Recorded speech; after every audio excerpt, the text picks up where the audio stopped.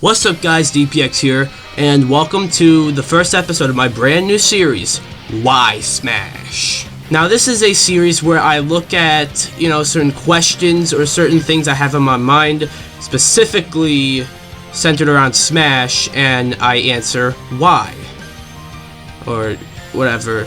And since Pyra and Mythra were recently just announced for Super Smash Bros. Ultimate as the latest DLC fighters, as well, one fighter, I figured it would be a great time, especially now, to talk about why I think you are probably wrong about Smash speculation, and so am I.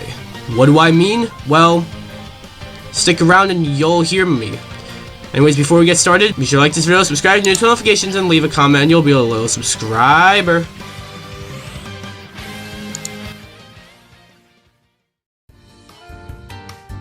So I want to make this very clear.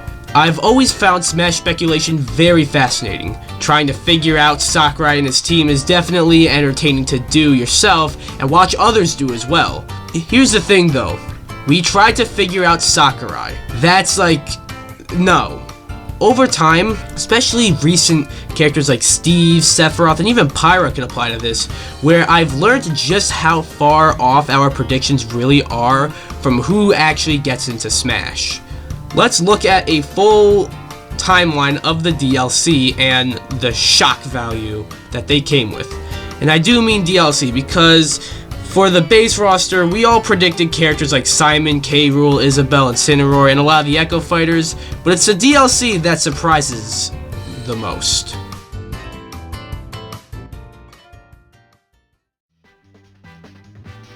First off, let's start off with Piranha Plant, which even though he's not a part of any Fighters Pass, he is a DLC character and came with his own element of shock. Especially since, he's a potted plant grunt enemy that is meant to be stationary in most of its appearances. Absolutely a character nobody could have possibly predicted. And at the moment he was announced, they had just announced Ken and Incineroar as the final two fighters, so Piranha Plant was quite the surprise. So all of that happens, the game is about to release, but it's the night before the 2018 Game Awards, and nobody is expecting a new Smash character because, well, the game is literally about to come out. Not only that, Sakurai had already announced that the DLC fighters have already been chosen by Nintendo, which made many people think of characters Nintendo would choose. And then we get Joker from Persona 5, who was unexpected and doesn't quite seem like the character Nintendo would pick. But keep in mind, Nintendo did pick this, which is strange. It seems like a passion pick from Sakurai. I'm sure he had some say in it. And he was unexpected on just about every level. Next up is Hero and Banjo, who I'm grouping together because they were revealed together on the same day at E3 2019. And out of every DLC character, these two are the only two I feel were kind of safe predictions that ended up getting in. Yeah, these two. Hero was leaked for a while as Erdrick, which is still the same idea as what we got, and Banjo was a longtime fan request who also eventually got leaked.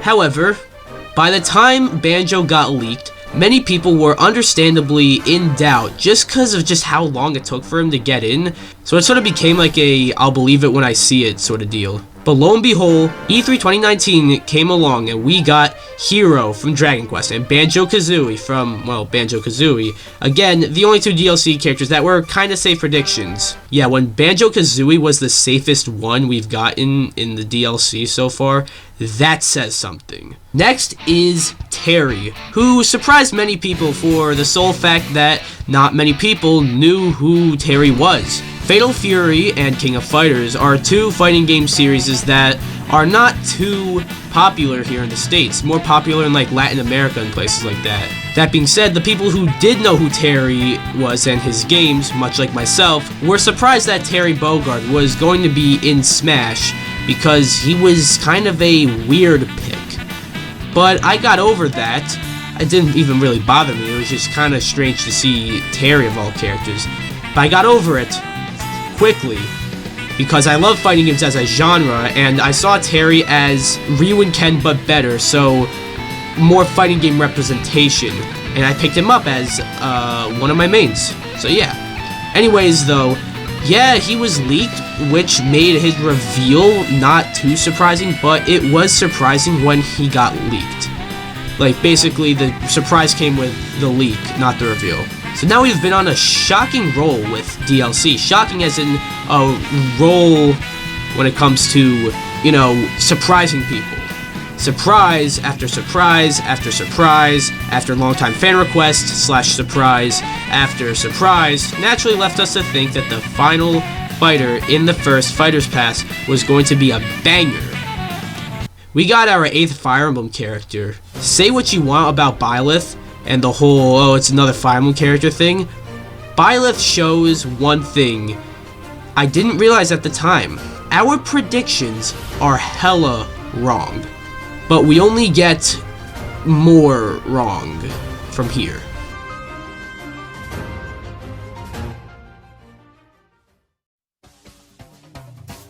So Byleth was announced, and then came out. Sour taste from the reveal of the character has sort of dried out, as they do with Smash characters once they actually come out.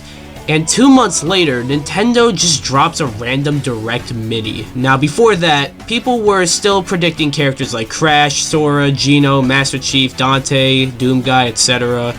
And there was a pretty convincing leak that said Crash Bandicoot was going to be the first character in the second Fighters Pass. That being said though, because of Byleth, that did tell us, wait, yeah, Nintendo characters could also be DLC. Anyways, I don't think any of us expected to see a new Smash character in the Direct Mini, and we kinda didn't, but we kinda did. We got an announcement of a character from ARMS as the first fighter of the second Fighters Pass. Nobody specifically, but it is an ARMS character. But who? Springman? Ribbon Girl? They are the two mascots, but Springman's an assist trophy and a me, and Ribbon Girl's a me, not an assist trophy, so guess based off of these fan rules, Ribbon Girl has the better shot, but no, it's neither of them, it's Min Min. A rather seemingly random character from ARMS, though she seems to be a fan favorite.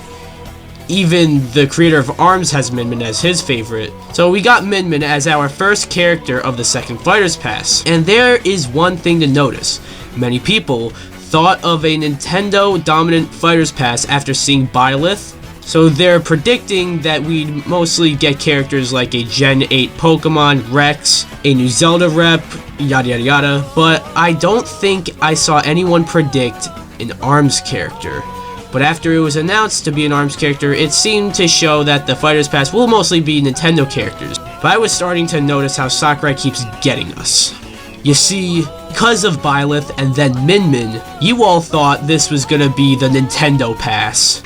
But that's what Sakurai wants you to think. It was a few months later, quite a gap to be honest, and we got an announcement that a new Smash character reveal is incoming. And I noticed many predictions were, not quite mostly first party, just this one prediction, but many people predicted Crash. A very popular meme pick, though, was Minecraft Steve. There are people who actually wanted him in, and to be honest, I kind of wanted him in a bit too, just to see how that would look. But not too many people, much like myself, thought he was actually going to make it in. And then he got in. Steve fucking broke Twitter, and that's because no one actually thought he would be in Smash. Sure, he had a shot, but wow. And if Min Min, alright? Kind of looking back at it, a safe character, a Nintendo character. If Min Min made me notice that we are usually wrong with Smash predictions, Steve made me outright question why I make predictions in the first place. Now fast forward 2 months. The Game Awards is approaching, and Nintendo announces that we are getting a new Smash character at the Game Awards. Naturally, Crash again was a popular prediction for this, but the meme here was Fortnite Jonesy, because, we did just get Steve, and also there were a lot of hints towards it being Fortnite Jonesy. Some other names thrown around were Ryu Hayabusa from Ninja Gaiden or Doomguy from Doom, as they had anniversaries either on or near that day. However, Sakurai says to all of us, What, really? Fortnite? Dumbass, here's Sephiroth. Okay. I think Sephiroth might have been the most shocking in some aspects. I look at every DLC character we've gotten. Sephiroth might have been the furthest from anyone's predictions out of any character we've gotten. And Sephiroth is when I decided, you know what, we're just never right when it comes to Smash speculation. What's even really the point? And when this recent Nintendo Direct was coming and we knew a Smash reveal was going to be there, I didn't make any predictions. There are many predictions, like the usual Crash. There was Ryu Hayabusa, who's popular in the speculation scene, but the popular one here was a Gen 8 Pokemon. But we didn't look at another Nintendo game that they would want to promote, Xenoblade 2. But even then, that surprised me. I wasn't surprised that we got another Nintendo character, as we did just get Steve and Sephiroth, so it makes sense to, you know, sort of tone down a little bit with a Nintendo character. However, when Xenoblade Chronicles 2 came up, it was always Rex who was brought in the conversation. But we got Pyra and Mythra, still surprising us, even when it's safe. Did that make sense?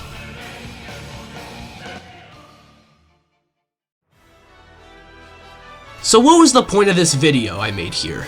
Well, it is actually something I was thinking for a while. As I said, since Min Min. But then getting a character like Steve, to Sephiroth, to Pyra and Mythra, I think right now is the best time to make a video like this. So I'll ask you a question. Who do you think are the last two characters in this pass? Don't comment them, just say them out loud. Did you say it? Alright. You're probably wrong. Hey, I think the next two characters are Crash and Ryu Hayabusa. Or maybe Dante. I'm still holding out hope for Dante. But I'm probably wrong. Sure, these characters have a shot, but a character like Crash, Ryu Hayabusa, Dante Sora, at this point, this is gonna sound crazy, but at this point, they're all safe predictions. And characters like that being safe, yeah, it's insane. Smash is unpredictable. Sakurai is unpredictable. Nintendo is unpredictable. You never have them figured out. Whenever you start noticing a pattern, you're wrong. I'm not telling you to stop making Smash predictions, absolutely not, because it's hella fun to do that, and, I mean, it gets me quite a bit of views. I'm just saying, when you make predictions, just remember how wrong you usually are. That being said, be sure to comment below who you think the next two fighters in this pass will be. I'm not even fucking kidding, I think that would be funny if you went ahead and did that anyways.